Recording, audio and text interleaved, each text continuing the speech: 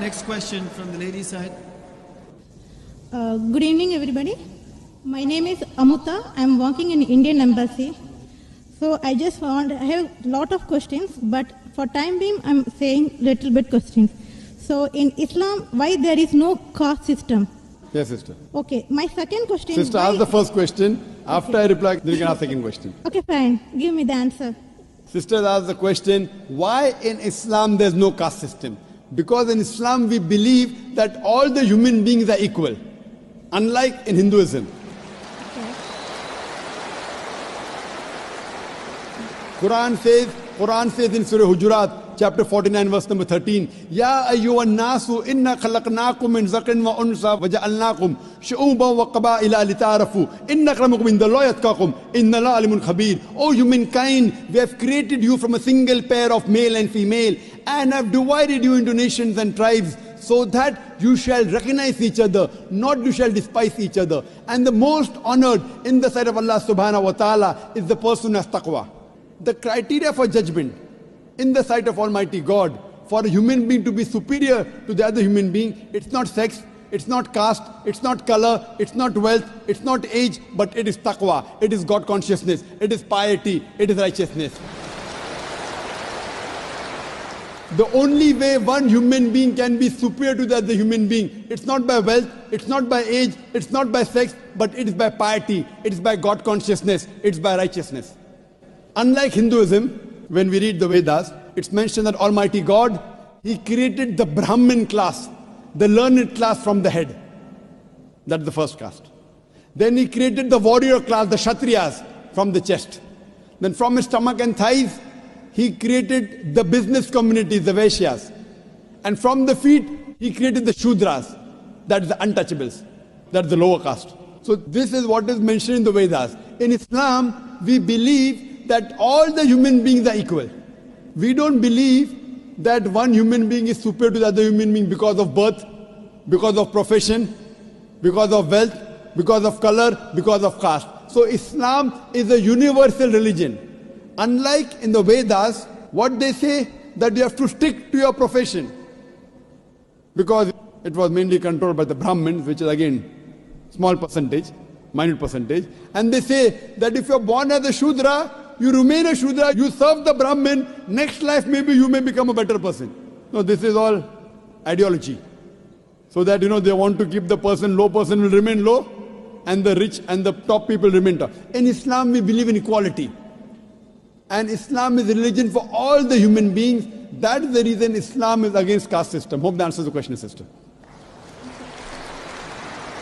Okay, sir, I have one more doubt. So why you are saying the Muslim is Sayyid Muslim or Sunni Muslim or Shia? So what is that?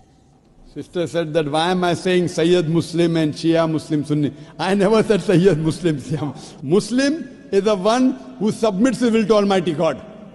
In Islam, there is no sect.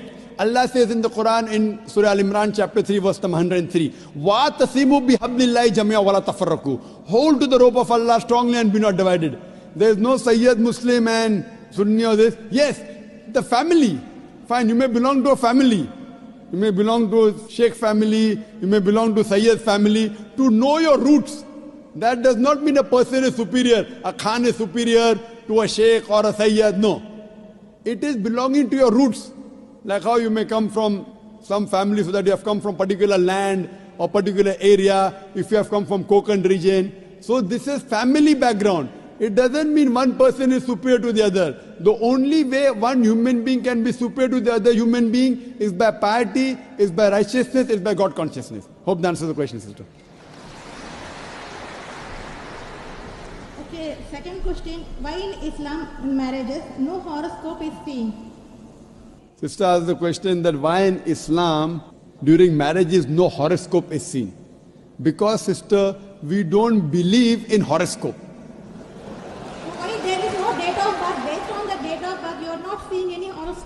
Yes, sister, I'll come to it. I will tell you what Hinduism says, because I studied Hinduism. In Hinduism, they believe in horoscope.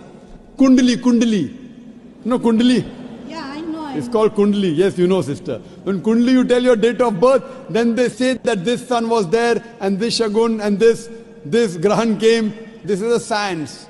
But this science is not established science. It's a hypothesis. It says that if you are born on this date, then this Grahan comes and this planet goes there and this. It is a science, but it's not an established science. It's not hard science like what we read in our college, biology, physiology, embryology. It is what they believe. It's an assumption. And then they talk about future. Everything what they mention in the Kundali does not come out to be true. We in Islam are against fortune telling. Quran says in Surah Ma'idah chapter number 5 verse number 90, Ya alladhina amanu innamal khamru wal maisuru. Oh, you believe, most certainly intoxicant and gambling, wal anzabu wal aslamu, dedication of stones, divination of arrows, rijthum min amali shaitan. These are Satan's handiwork. Fashtanibu lalakum tuflihun. Abstain from this handiwork that you may prosper. Quran says this fortune telling, divination of arrows, they are Satan's handiwork. Abstain from it that you may prosper. So in Islam, we do not believe in this. Many a time, you go in a machine, you put your date of birth, then it comes out there. Something good is going to happen to you in the next 1 week. Even if 100 bad things happen, one good thing will surely happen. The next person goes, it comes horoscope, something bad is going to happen in the next 1 month.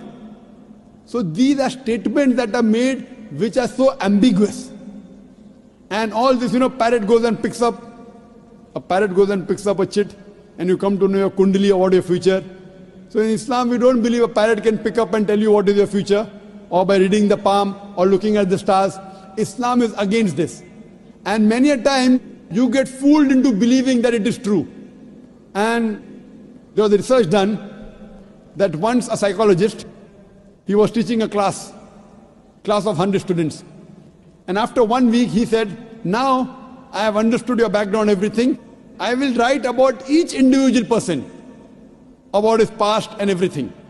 But don't open the chit until I tell you. So he wrote to all 100 students details about the past. Then he said, okay, now open the chits and give me gradation. How much am I accurate?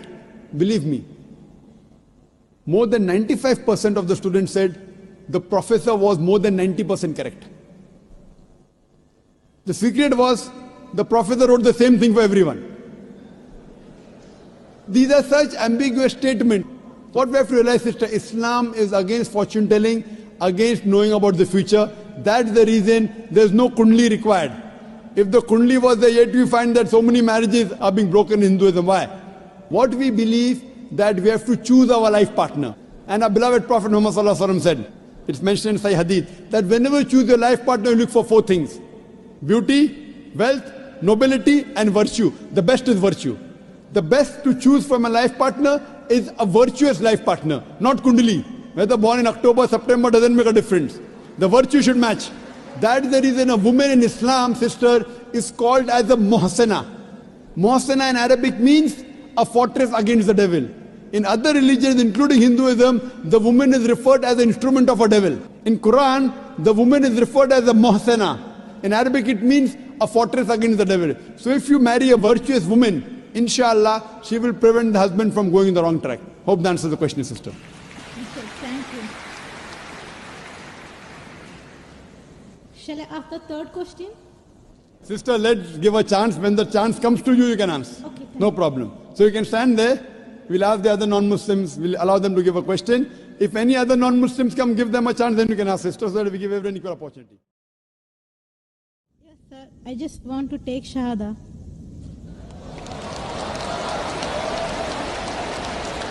MashaAllah. The sister who asked the question earlier, and I believe you're a Hindu sister?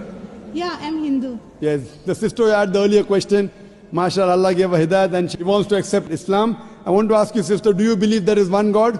Yeah, I believe in Do you one believe God. that Almighty God has got no images? Yes, sir, I believe. Yes, and you believe that there's no one to worship besides Allah? Means? Do you believe that there's no God but Allah? Yeah, I believe Allah is the Do you believe Prophet Muhammad is the last and final messenger of this God? Yes, I believe. Inshallah, I'll say in Arabic and you repeat it, sister. Ashhadu. I'll say in Arabic and you repeat it, sister, slowly. Okay. Ashhadu. Hashadu. Allah. Allah. Ilaha. Ilaha. Illallah. Illallah. Wa ashhadu. Washadu. Anna. Anna Muhammadan Muhammadan Abduhu Abdu wa Rasuluhu. wa Wa Rasulu. Rasuluhu. MashaAllah, sister.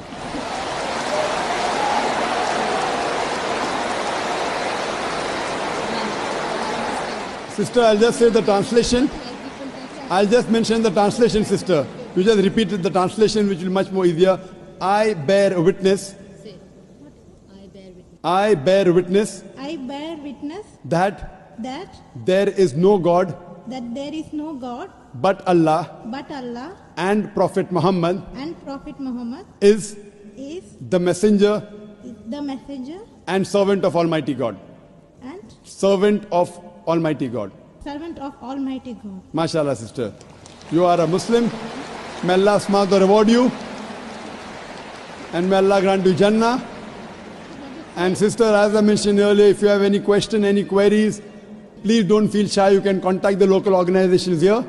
If you have any questions, you can even send an email to our organization, islam@irf.net. We have a ladies wing which takes care of any questions, any queries, any problems you have. And sister, see to it that as you keep on learning whatever about Islam, slowly and steadily. Main thing is Iman, believing. The practice keeps on coming slowly and steadily. Whatever you learn, you can ask questions, you can keep on following, and slowly, inshallah, you can keep on following all the trends of Islam. Thank you very much, sister. Sir, is there any organization which can teach me how to pray, how to do all the things? I'm sure there is an organization, Darul Bir.